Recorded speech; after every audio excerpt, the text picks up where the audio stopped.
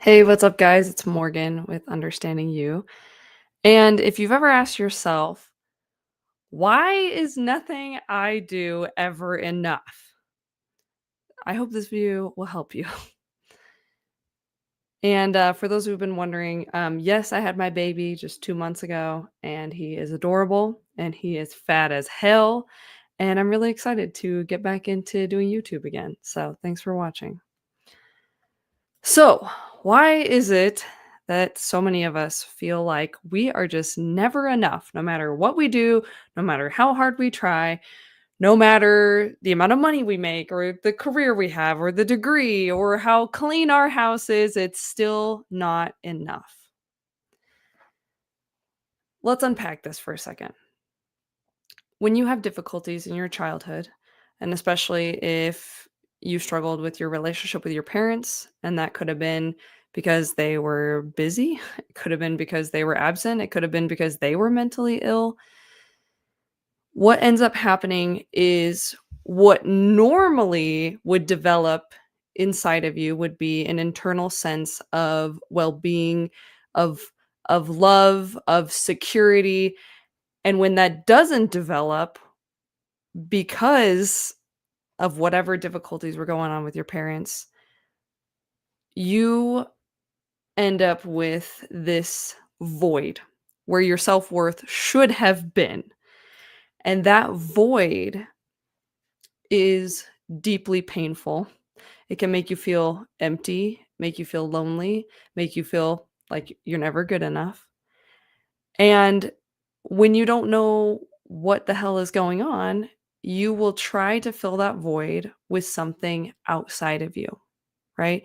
Ideal world, we have our parents that are always there for us, and we develop this amazing sense of self-worth, and we don't need something outside of us to make us feel like we have to prove ourselves. But realistically, all of us were raised with imperfect parents, and as a result, a lot of us internalized very serious self-worth issues that led us to feeling like we need to fill this void somehow. So you have this void, right? You have this self-worth void.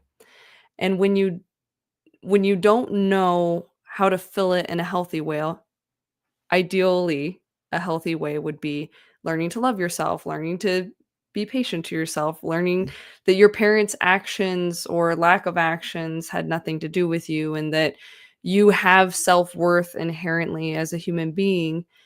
If you can't get yourself to do that, and most people, don't think to even know how to do that, then what you're going to do is you're going to try to fill this painful gap inside of you with something external.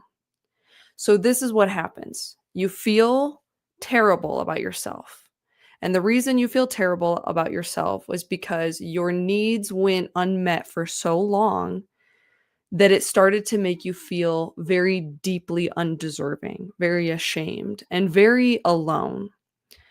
So then you feel like crap and you try to start coping. You try to find ways to feel better about yourself. At the end of the day, this is all about you trying to feel good about yourself.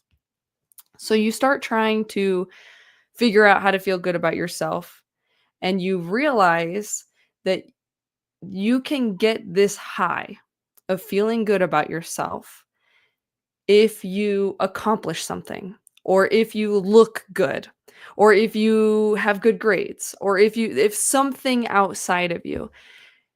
And then you become addicted to those things because suddenly your self-worth is all coming from your actions, something outside of you. And so we get stuck in this loop. And so specifically what I want to talk about today in this video is what types of things does our self-worth get attached to, and what does it look like? Because this is the crux of why you always feel like you're not enough. Because your self-worth is dependent on you accomplishing, on you producing, on you proving yourself. And so you're always going to feel like you're on this treadmill that never ends. And when you do accomplish, it may feel like it just wasn't good enough. It may feel like a fleeting sense of, oh, this was so awesome and this felt so good. And like I'm really excited about this thing. And, but it's fleeting. And so then you have to accomplish again to get that feeling back. And when you can understand it through this lens, it's really, really helpful. Because this is why when someone faces like a really big tragedy in their life that they get extremely depressed.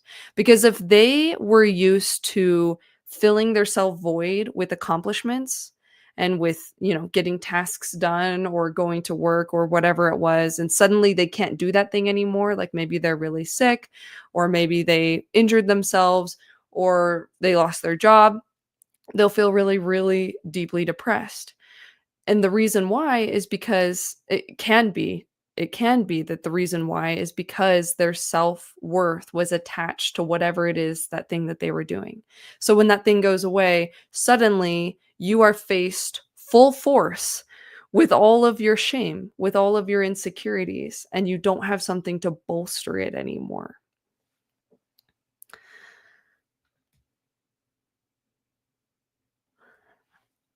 So I want to backtrack for a second before I start getting into my list of things your self-worth gets attached to. How does this happen? I already talked about it a little bit, but I'm going to go a little more in depth. If growing up, love was conditional, that's one way this can happen. Because if you were trained emotionally from your parents to feel like you needed to act a certain way, be a certain way, or not be a certain way in order to get their approval, you learn really fast that love is conditional. And when love is conditional, then you have to do whatever the condition is in order to feel good about yourself. So that's one way that this can develop. Another way that it can develop is through abandonment trauma. And now abandonment, it doesn't always have to mean someone actually left you. It doesn't have to mean like your dad left you when you were a kid or something like that. It can be as simple as feeling emotionally abandoned over and over again. Like maybe your parents were really busy, maybe they couldn't show up for you in the way they needed to. Like I said before, maybe they had mental health issues, and because of that, they could not be there for you. This will cause you to become addicted very quickly to external validation in order to feel good about yourself. And another thing to keep in mind too is that partially we're just hardwired to want to feel like we belong, to want to feel like we are um, part of the group, that we are accepted by people, just as a pure survival tactic. So that's, somewhat hardwired into our nervous system, but it certainly becomes a lot more extreme the more difficult of a childhood that you experience generally. So let's talk about specifically what things can your self-worth get attached to? And the first example I want to bring up is grades.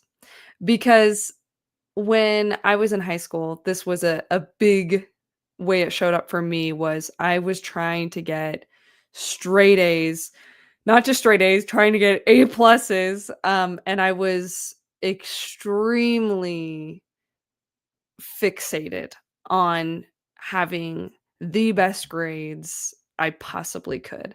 And it would immensely stress me out when a test was coming up or a project was coming up and I was pressed for time. It was a panic attack inducing levels of anxiety.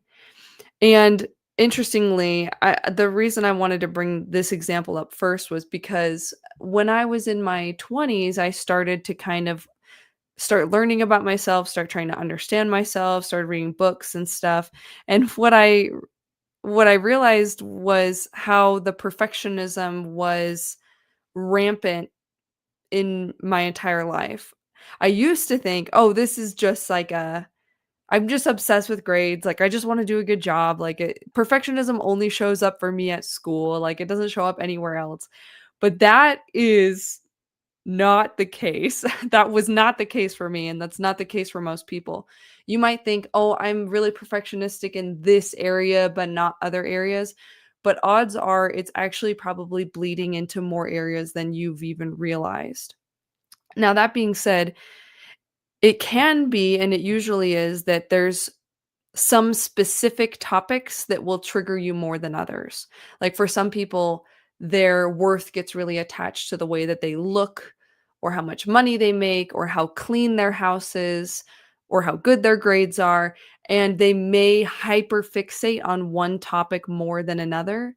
But odds are, if you struggle with perfectionism and not feeling good enough in one area, it's probably bleeding into everything. And you may have not even realized. Because I remember when I started to understand myself more, just being really shocked, like, "Oh, wow, I am, like, perfectionistic with everything, like, with how clean my house is and, like, my budgeting and, like, um, what, approval outside of me, like, what my friends think of me, like, what I'm posting on social media." Like, there's so much that was encompassed into the way my perfectionism was showing up, the way my attachment issues were showing up, and I didn't even realize. Um, yeah, so grades, that's an easy one to kind of understand how that would show up in someone's life. Let's talk about looks. If your self-worth gets attached to your looks, what you may notice is you're very, uh hesitant to go outside of the house without, like, all makeup done up, cute clothes, even if you're just going to Walmart because you don't wanna be one of those Walmart people.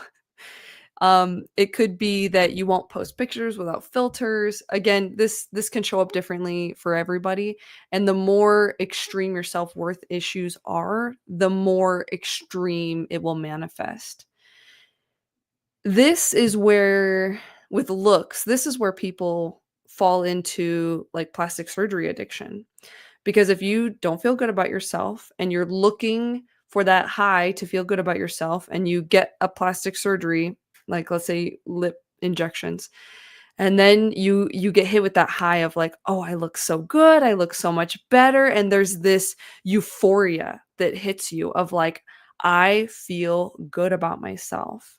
And that feels so good when it takes you out of that insecurity for a moment, because that insecurity and that shame and that not feeling good enough is so heavy and it's so painful.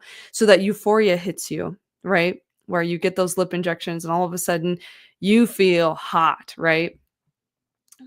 But it's fleeting. And as soon as it starts to fade away, as soon as the dopamine from that wears off, and it could be days, it could be weeks, it could be months, but the dopamine will start to wear off. And what happens then is I need that high again because the insecurity starts to creep back in. And the reason why it creeps back in is because you're filling it externally instead of internally, right?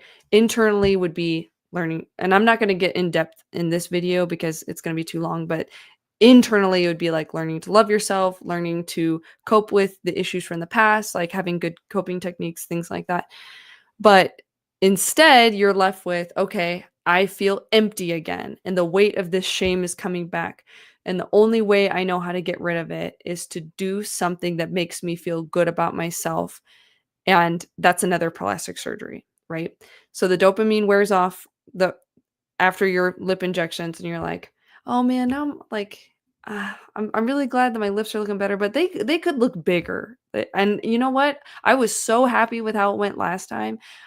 I want that again. And so then they go bigger. And this is where people can get on this track of actually ruining their face. Like if you've seen it before online, I've seen it so many times where it's like, holy cow, you got so much plastic surgery. Like you looked better before, much better before, because now you just like look like a freaking alien or a Barbie doll or something. You just don't even look like a human. Or your lips are freaking the size of like, I don't know, this. And it's disgusting. 10 out of 10 would not recommend that. um yeah, so that's how if your self-worth gets attached to how you look, that's how that can show up. And that's kind of that slippery slope of people getting addicted to plastic surgery and other things like that related to their looks, like more and more makeup, that's how it can show up.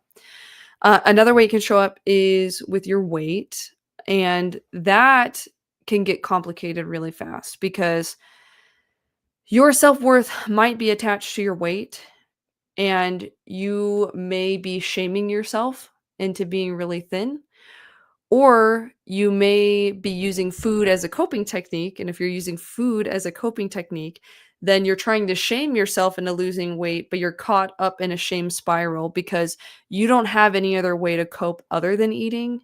So you turn to eating to feel better, but then you feel terrible about the way that you look.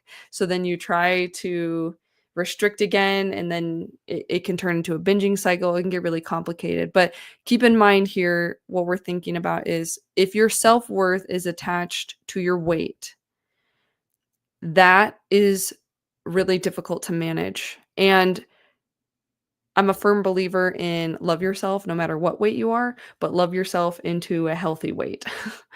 And that can be really difficult to do. Any of these addictions can be just extremely difficult to face on your own. It's very, very important to have support if you're ever trying to face any kind of addiction. Food, alcohol, plastic surgery, get support if you're trying to work through these things, because it is often just not, depending on the severity of the addiction, it's often really, really difficult to climb out of that hole on your own. Anyway, so talking about weight, I want to get on a little side tangent with that because I was watching an interview with Joe Dispenza on the podcast Diary of a CEO, and it was interesting because the host was saying, I feel like I struggle eating really unhealthy, and I feel bad about myself whenever I do it, but then like I tell myself I'm not going to do it, but then I do it, and I'm just caught up in this cycle. And I it was a very relatable, question. And Joe Dispenza actually responded to that and was like, this may have nothing at all to do with food and everything to do with your addiction to feeling ashamed. So I'm gonna say that again. This may have nothing to do with food and everything to do with your addiction to feeling ashamed. And that really spoke to me because, again, if we feel bad about ourselves, we tend to self-sabotage, because when you feel bad about yourself, it may be so bad to the point that you feel you don't deserve to feel good about yourself. And so you can actually get addicted to doing these things that make you feel bad about yourself because that's what you think you're supposed to feel. That's getting kind of deep, but I wanted to put that out there because I've been mulling it over, and I wanted to kind of think out loud about that for a minute, but I'll get more in depth than that in future videos probably. So, what does it look like if your self-worth gets attached to your achievements? Um, this is going to feel like it's not that you want to accomplish, it's that you feel compelled to accomplish. You feel like a slave to accomplishments, and that is exhausting. And the thing that's really hard about it too is that no matter how hard you work, it may still feel like your accomplishments weren't good enough. So like maybe you work really hard on a work project, and by all measures you do a good job, and your coworkers all tell you you did a good job, but all you can think is, if only I had more time, I would have changed this in the PowerPoint. I would have done this differently. I would have thought this. I would have said this, or I tripped on my words when I said that. And you're just going to tear yourself apart. And that is really, really rough. So that's some symptoms of what to look for, when you're struggling with your self-worth being attached to achievements. And again, I'm not going to get in depth in this video on like how you manage this. I'm going to do this in future videos.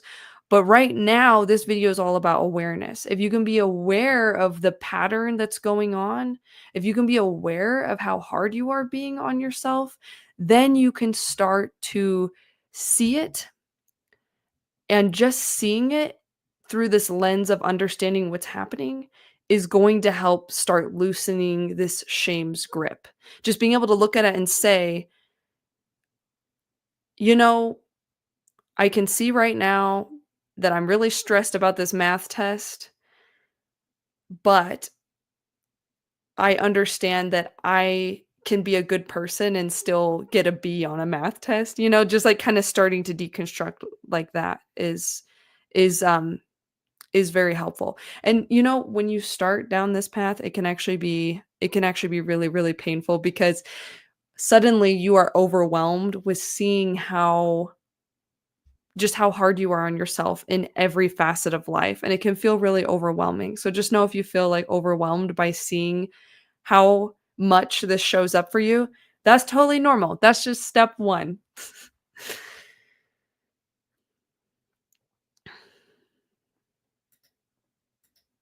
So I also wanted to mention just general perfectionism. When you don't feel good about yourself and you're trying to fill that self-worth void, you will be perfectionistic in so many facets of your life, probably all of them, like I said before. And you may even wear it like a badge of pride, like, "Oh, I'm just a perfectionist. I just need everything to be perfect." Like, "Oh my god, I'm just so awesome." And, it's exhausting. And the thing is, it feels good. It feels good to be a perfectionist because you feel like you're doing such a good job, but it comes at such a cost, and that cost is never feeling good enough. So, next I want to talk about productivity. If your self-worth gets attached to feeling productive, this is also very exhausting because you're going to never let yourself rest. You're going to be busy all the time. And when you're not busy, you're going to feel insanely anxious. You're gonna feel like resting is just completely impossible. Like your thoughts are just running, spiraling, freaking out, thinking about everything else you have to do that you haven't already done. And it is really, really difficult. Now, these are the people that are the type A list, the list people. That's me. I see you. Making a list, checking it off. Feels so good to check off things off that list, and it is such a high when your self-worth is attached to being productive. And it's funny because, I've noticed this with me in the past too, that it doesn't even matter if it's, like, something big or something small on my list, like, checking something off the list just feels so freaking good.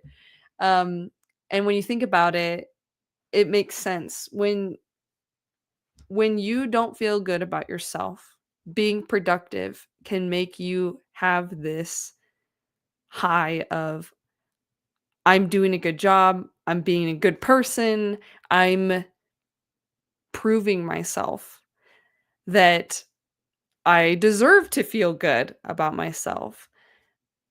But here's the catch. What happens when your self-worth void is bigger than the amount of time and energy you have? I'm gonna say that again. What happens when your self damn it. What happens when your self-worth void is bigger than the amount of time and energy you have to accomplish things? You're in constant burnout. So if you're trying to fill your self-worth void with being productive and you don't have enough time and energy to accomplish enough, you're just on this treadmill of hell where you're constantly burnt out, constantly exhausted, and still never really feeling that good about yourself.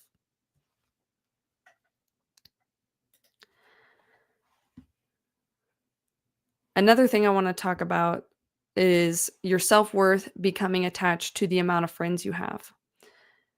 This can show up like you are people pleasing a lot to try to retain as many friends as possible. Because if someone leaves you or someone rejects you or someone doesn't want to be your friend, then that is going to pour salt into that wound, that internal like I'm not good enough wound. And so if your self-worth is attached to the amount of friends you have, you're going to be very worried about what people think of you. You're going to be very preoccupied with analyzing and overanalyzing the things that you have said to people or the jokes that you told or your availability. Like maybe you have a really busy week, but you don't want to tell someone no because you don't want them to think badly of you. And like, oh my gosh, if they think badly of you, if they're going to think you're a bad friend, then you like you're a terrible person. Like these kinds of spiralings will show up if you feel like your self-worth is really attached to um, the amount of friends that you have. And along the lines with that too, your self-worth can really get attached to approval from others. This is so hard to break out of. If you feel like the only way you feel like you're a good person is if other people think you're a good person, you are in deep shit. But it's very common. It's very common. But it's very hard to pull out of because when you don't feel good about yourself, you are desperate for other people to like you, to approve of you, to think that you're a good person, because the only way that you know how to feel even a little bit good about yourself is through the eyes of someone else. If so and so thinks I'm a good person, then I must be a good person. And the problem with this is that you shouldn't trust everybody's opinion of you. People can be wrong about you. They can like you when you suck, and they can hate you when you're fantastic. So, this is the problem that we run into when you try to rely on external validation to feel good about yourself. Not everybody who likes or dislikes you is a trustworthy source. Another great example is how clean your house is. This one was my kryptonite for a long time. It's really funny because I was actually just talking to my sister about this, and she was like, I just realized that not everybody wipes the walls down every week.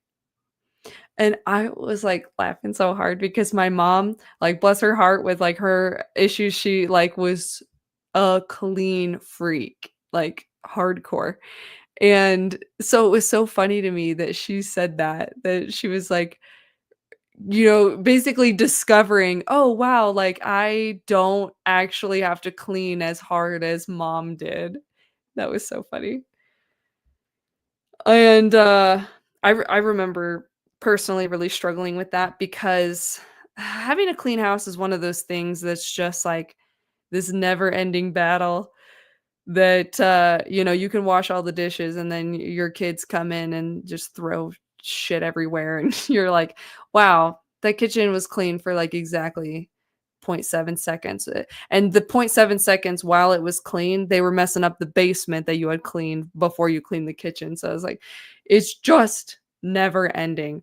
But it was funny when it finally clicked in my brain one day as I've spent years working on my perfectionism issues, and it's a continuous journey.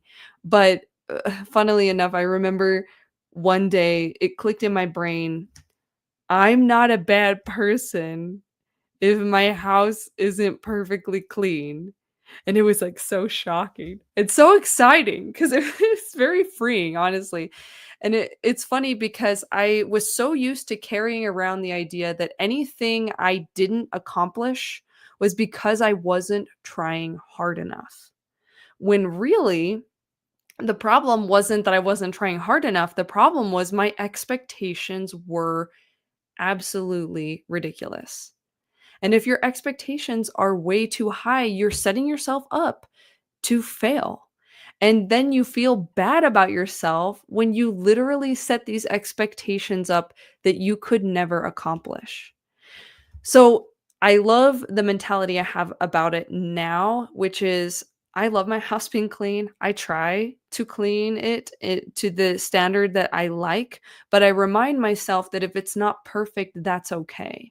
Because if it's not perfect, that means I'm tired, I'm doing things for my kids, or there just wasn't enough time because there was other things I was getting done that day. And that I'm not a bad person automatically just because my house isn't perfectly clean. It's interesting when you struggle with perfectionism, how you carry the weight of every single failure every single day. And that's why it feels so urgent to like get everything done because you're tired of carrying all this failure around. You feel like a piece of crap because there's so much in your house that's dirty or there's so much that's undone. And when you're carrying the weight of all that failure around, you're like, wow, it sure would feel great if I didn't feel all this failure. And so you try to get everything done and then you can't get everything done. So you're burnt out and you feel like crap. So I'm grateful that in all the work I've done to heal and work on my perfectionism issues, that now my approach is a lot more loving, where I tell myself, okay, if things aren't perfectly clean, that's okay. Doesn't mean I'm a bad person. It means I'm busy or I'm tired or my kids needed me more today. And you have to be flexible with yourself if you don't want to be constantly burnt out, exhausted, and snapping at everyone at home because you're so burnt out and exhausted. Oh, I'm gonna get on a tangent about that actually, because that was one thing I used to be really, really hard on myself for was yelling at my kids. Obviously, no one should yell at their kids ever. Never, ever, ever.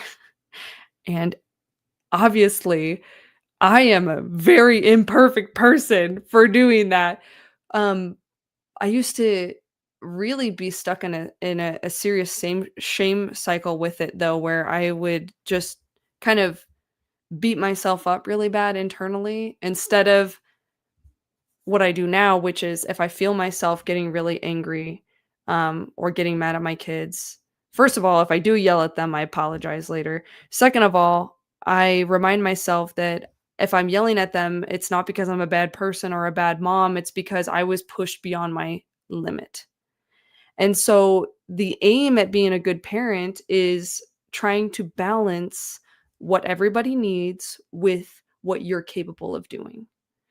And this is a hard thing to face because in order to do this properly, you have to acknowledge that you're not as capable as you wish that you were. You're just not because you wish you could do everything and be everything to everyone, and you can't be. And it's very painful to accept that.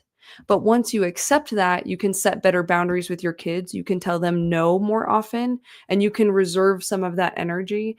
And that will translate into less outbursts, less yelling, less reactive actions, less overreacting to things that your kids did, or that your husband did, or that they didn't do. So that has helped me a ton. And I try to imagine myself having like a thermometer in my brain where the more anxious I start to feel, the more I'm like heading into the red zone. And you know, when you hit the red zone, you're just gonna freak out or say something that you regret or deal out punishments that maybe your kids didn't deserve. And so I try to check in with myself. And as I feel the thermometer getting higher and higher, I try to um, slow things down, take things off my list, or tell my kids no. Like they love playing Minecraft and it's freaking adorable. But it's also a lot of work for me because I have to sit there and help them dig themselves out of holes and crap when they get stuck. And so That's, an example would be them wanting to play Minecraft and me just saying, "I'm overstimulated right now. I need to decompress. I need to calm down. Like, I need you guys to go play downstairs by yourselves instead of me playing Minecraft with you right now." And the fear when you start to kind of shift over into parenting in this way is, what if I'm not as good of a parent if I'm not hard on myself? Because we're so used to this lens of, I have to shame myself into being a good mom. And what happens instead of that, though, is because well, let me backtrack for a second. I have to shame myself into being a good parent, because if I don't, what if I hurt my kids because I don't show up for them enough? And ironically, if you set better boundaries with your kids, if you can learn to say no, if you can learn to honor your thermometer, your internal thermometer, then what happens is you actually show up for them a lot more. And you show up for them more sincerely and more genuinely, instead of it being this force, like, I feel guilty, I need to be there for them, like, why can't I just, like, get my shit together kind of attitude. Um, that's what I've noticed in my life and with clients and things that I've worked with. So it's a hard transition, but man, it's very freeing. It's very freeing when you can get past the disappointment of, I can't be everything that I want to be, and stop lying to yourself that you can be everything that everyone wants you to be, and instead accept that you are imperfect and that that's okay. It's so freeing, because suddenly you can feel a lot more relaxed. You can say no when you need to say no, and you can actually have some energy for yourself. Who would have thought? Okay, that's the end of that tangent. So let's talk about when your self-worth gets attached to how much money you make.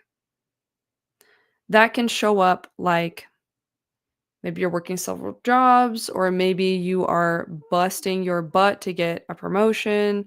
Maybe you are neglecting yourself in order to make more money. Maybe you're making personal compromises that you really don't want to be making, but you've, again, it will feel like you can't help yourself. It will feel like you are compelled to do these things that you almost, like, don't have a choice. Like, you're a slave to these achievements, to making this money, to doing these things. And just know that if you're feeling that way, it is very common, and it can get better, and it will get better if you're willing to look at it, to try to understand it, and to get the help and support that you need.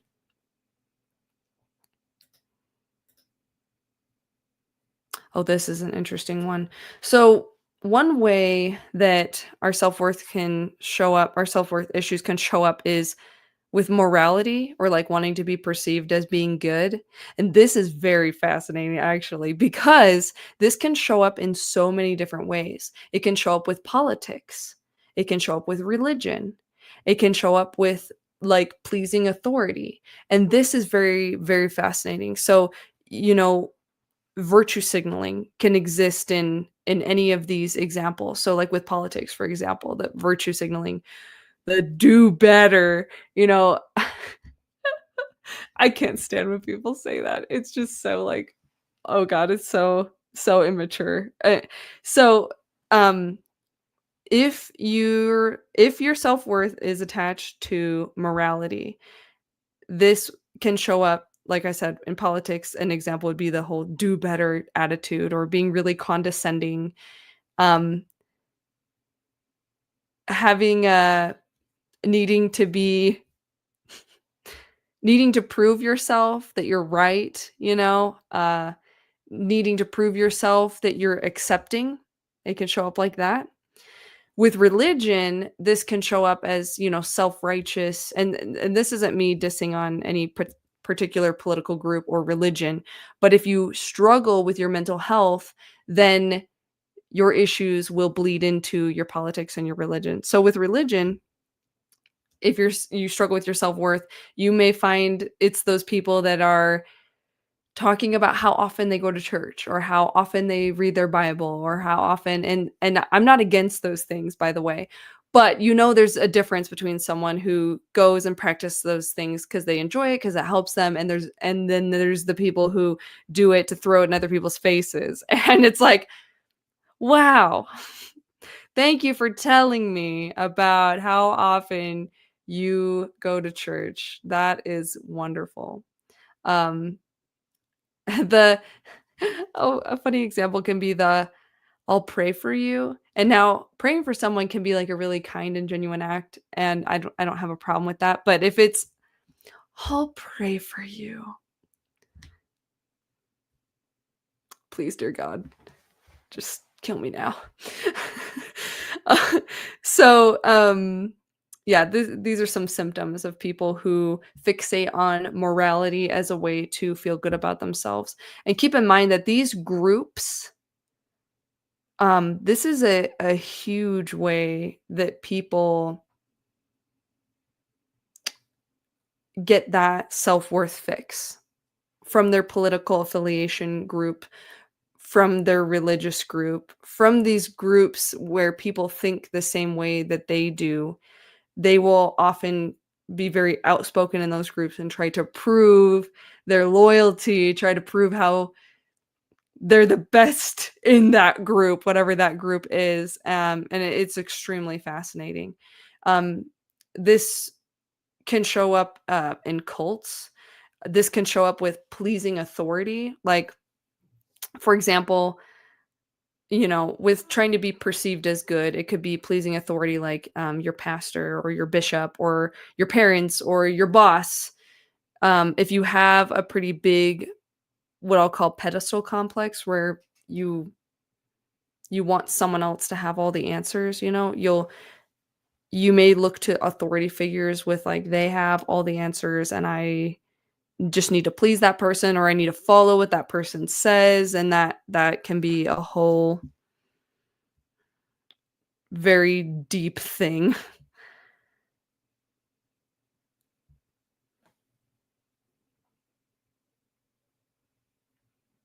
The next example I want to do is your social status or your popularity, which I kind of already hit on that before, but your social status can also be like who you're friends with, not just like how many friends you have. And this like kind of like I mentioned before, it can lead to just a lot of people pleasing and a lot of I'm trying to fit in a certain way, and it's very disingenuous, which is why it feels so unfulfilling at the end of the day. You don't feel loved and secure and like you belong. You feel like you're walking a tightrope, hoping that you're saying and doing exactly the right things that will keep you part of the group.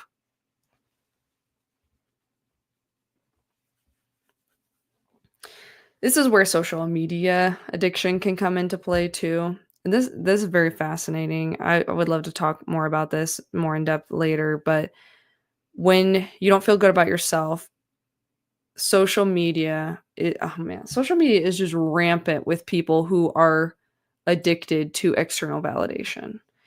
And you never really know. You can tell sometimes. It's very obvious, but sometimes you don't know whether someone is doing something genuinely versus they're just doing it for the clicks. They're just doing it for the views. They're just doing it for, the attention. And that's one thing that makes social media such a, I don't know, divisive platform, because there's a lot of really sincere people out there doing really good things, sharing really good messages, like having really good experiences. And then there's a lot of people who are like faking that. And you just, I don't know, you just don't know which is which sometimes. But keep in mind that if you are someone who struggles with feeling good about yourself, social media addiction can be a really big problem where you just love the high off of the likes that you get when you post things. And this can lead to, oh, there's a really good video. I think it's called Audience Capture, that's on the channel After School is what it's called.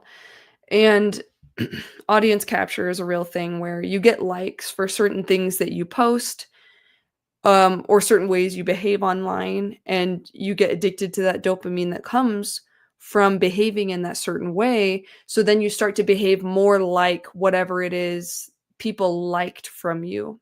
And you can start to basically fade into obscurity of you can start to devolve and change into this caricature of a person that you think your audience wants you to be. And so audience capture is a real problem. And I think a great example of that would be Nikocado Avocado, whatever his name is. I haven't followed him in a long time, but I remember, I mean, when he started off, he was posting about how he was like on a vegan diet, and I think he was posting about playing some kind of instrument or something, and then eventually he started posting like the mukbang videos where he was like doing weird things, and people thought the weird things were so funny, so he started getting weirder and weirder and more ridiculous.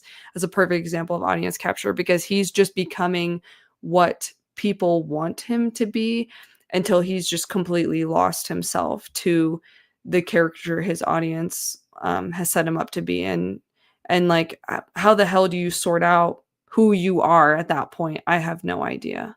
I think social media, the danger of social media, if you aren't grounded somewhat firmly in who you are and your values and what's important to you, and a good grasp of your personality, you can completely lose yourself to whatever your audience wants you to be. And I don't know. I really feel for people who are young, especially actors and things like that, who got such big social media fame like so young, because how the hell do you sort out who you are when you're under a microscope of like millions of people? I don't know. I think sorting out who you are is a really personal, like sacred kind of like spiritual journey that's very difficult, and it's only made worse by how many eyes are on you.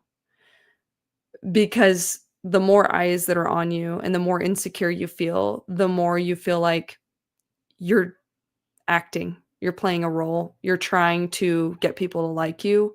And when you're trying to get people to like you, authenticity goes out the window. And so, yeah, I really feel for people who are exposed to fame really young, because I think it's extremely detrimental to them developing a sense of who they are and what they want. It's honestly really sad. It's not surprising to me at all how many actors or other famous people fall into issues with drugs and things like that, because um, they're trying to quiet the noise of how painful it is that they don't know who they are. All this criticism, everything is just, that's just so hard. Another way self-worth issues can show up are with performance and talent, like with music, sports. Keep in mind here, success equals worth, failure equals shame. That's how that shows up. And it's so detrimental. It's especially detrimental to any creative process, because the most beautiful songs are written when they come from your heart, you know? But if you're someone who's trying to create anything and you're so worried about failing, there's not much authenticity that can make its way into your art, because you're just too preoccupied with the judgment that might come. And it just zaps any beauty out of what you could have written.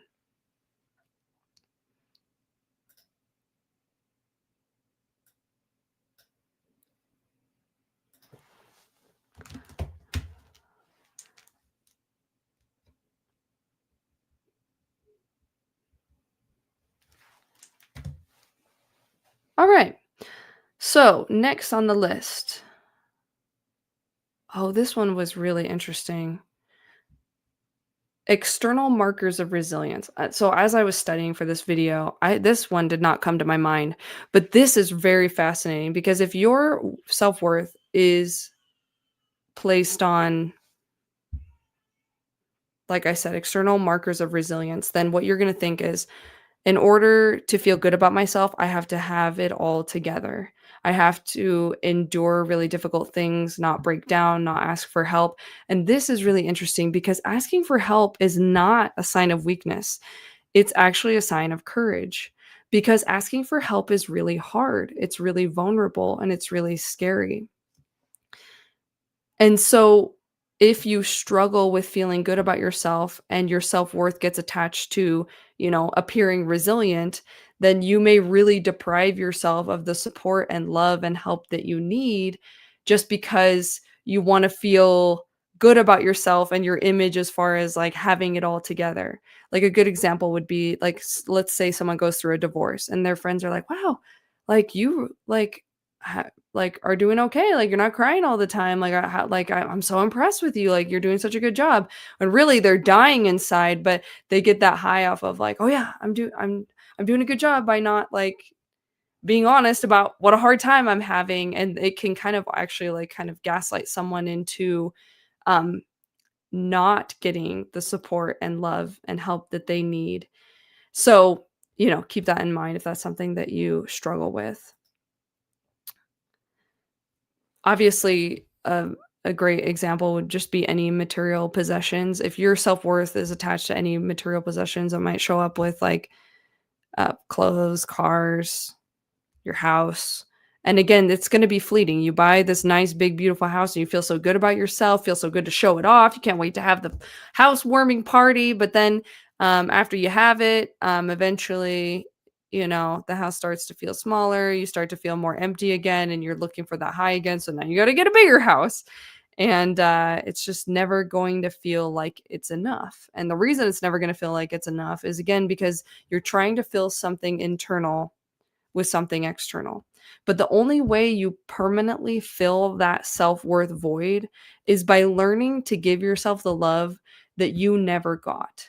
Because that love was supposed to help you frame your identity. That love was supposed to give you security and comfort and help you know what you want out of life and what you want to accomplish, and give you the freedom to feel that security that you can accomplish things not because you have to, not because you need to, but because you want to. And that's the beauty of the more that you heal, the more that you heal, the more your motivation will come from a standpoint of, I want to do good in the world. I want to accomplish these things and not that I need to. I'm not proving myself anymore. Now I'm just having fun. Now I'm having a good time.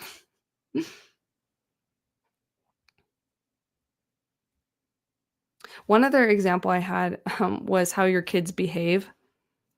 And this one's interesting because, like, if your son is throwing a tantrum somewhere, you could feel really, really embarrassed and maybe even overreact and punish that child too harshly because you are worried about how you look as a parent if they're throwing a fit about something. Now, keep in mind that some kids struggle with anxiety, some kids have a hard time, and some kids really need some patience and love, and if your reaction is to be overly harsh, it will actually make their anxiety issues worse. And so, interestingly enough, you really have to try hard to detach your worth from how your kids behave, because at the end of the day, you can't completely control your kids, and yes, you should have healthy boundaries with your kids, and it's very important. And I'm not saying just let your kids do whatever, whenever. That's terrible. It's bad for them. It's not good for them. Kids with more structure do better. And if you're going to err on one side or the other, I think erring on the side of more structure is generally better.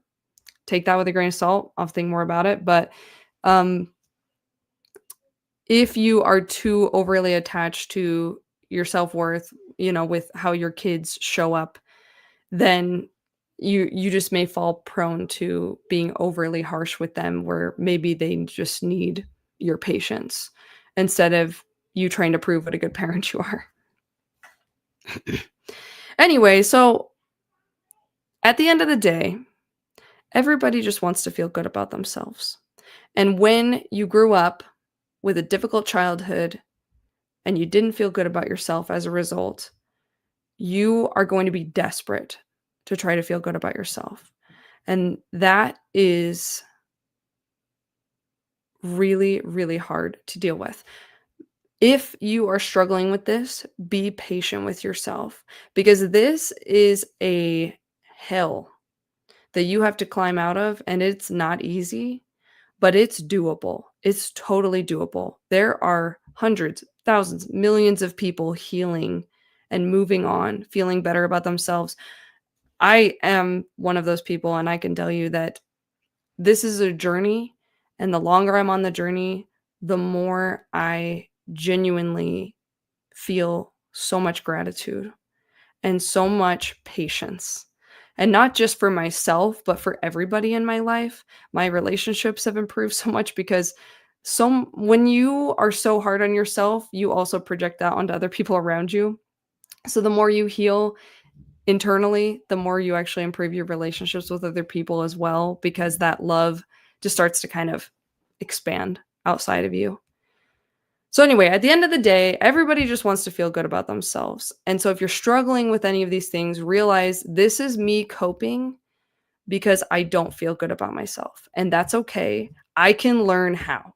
I can learn how to feel good about myself, even if I don't get an A on a test, even if my car isn't the nicest car, even if my kids throw a tantrum at the store.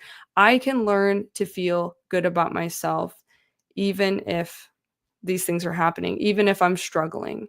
And once you step onto this journey, it's beautiful because the amount of safety that comes when you really start to detach your worth from external things is incredible. Suddenly, you feel free. You don't feel like a slave to your perfectionism anymore. And the creativity that starts just like gushing out of you once you let go of so much shame is mind blowing and it's beautiful. And I know this because that's exactly what has happened for me and other clients that I've seen it happen for.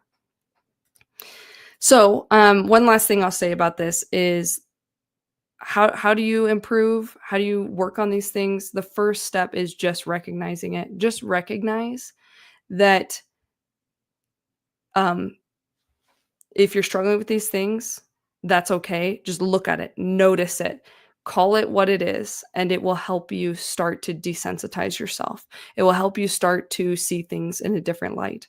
And in future videos, I'll get more into a lot of other ways that you can work on improving with these issues. So, thanks for watching, and I will see you guys next time. Bye.